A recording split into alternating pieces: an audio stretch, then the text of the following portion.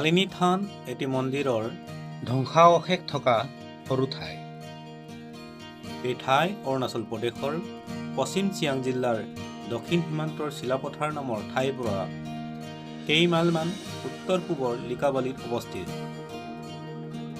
মালিনী থানত প্ৰধানতঃ দেৱী দুৰ্গা আৰু শিৱৰ নামত উপাসনা কৰা হয়।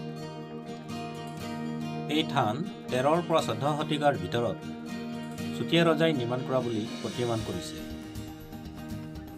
মন্দিৰৰ বিশেষ চিহ্ন অন্য ঠাই যেনে শদিয়াৰ ৰামেশ্বৰী, বুঢ়া-বুঢ়ী থান, নক্সা পৰ্বত ইত্যাদি দেখা পোৱা যায়। লোককথামতে এই ঠাইলৈ কৃষ্ণ আৰু ৰুক্মিণী বিবাহৰ পিছত আহে। তেতিয়া পাৰ্বতীয়ে এজনী মালিনীৰ ৰূপত তেওঁলোকক সেৱা কৰে। তেতিয়াৰ পৰাই এই ঠাইৰ নাম মালিনী হয়।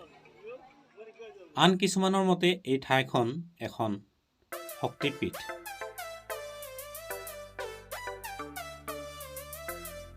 খনন কাৰ্যৰ ফলত মালিনী থান মন্দিৰৰ 3টা গৃহ উদ্ধাৰ হৈছিল। ইয়াৰে ভিতৰত 2টা গৃহ মুখ্য মন্দিৰৰ স্থলত অৱস্থিত আৰু তৃতীয়টো এই স্থলৰ পৰা উত্তৰ-পশ্চিম দিশত অৱস্থিত। মন্দিৰৰ শিলবোৰ লোহাৰ বজতি লগাই জোৰা লগোৱা হৈছিল। এই 3টা গৃহৰ ভিতৰত নন্দীৰ মূৰ্তি এটা ৰখা হৈছিল। এই ঠাইত উদ্ধাৰ হোৱা আন মূৰ্তিবোৰৰ ভিতৰত উল্লেখনীয় হৈছে দুৰ্গা, শিৱ, লক্ষ্মী, সৰস্বতী, সূৰ্য, গণপতি, ইন্দ্ৰ আৰু ব্ৰহ্মা।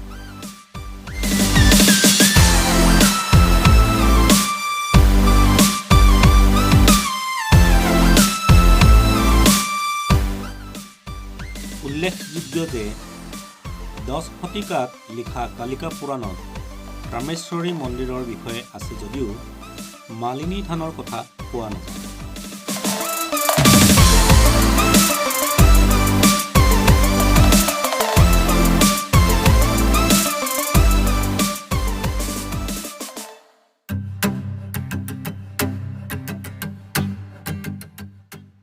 প্ৰতি বছৰে এই পবিত্ৰ ঠাইত অনেক পৰ্যটকে ভিৰ কৰা দেখা যায়।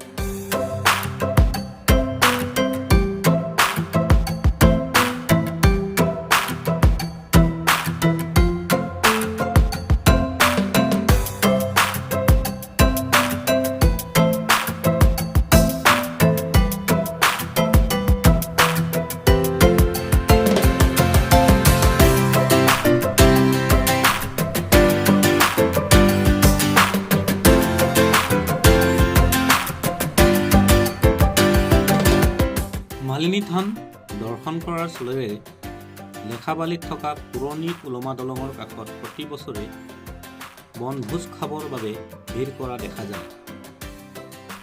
ইয়াৰ মনোমোহা দৃশ্য উপভোগ কৰিবলৈ দেশ বিদেশৰ বহুতো পৰ্যটক এই ঠাইলৈ আহে।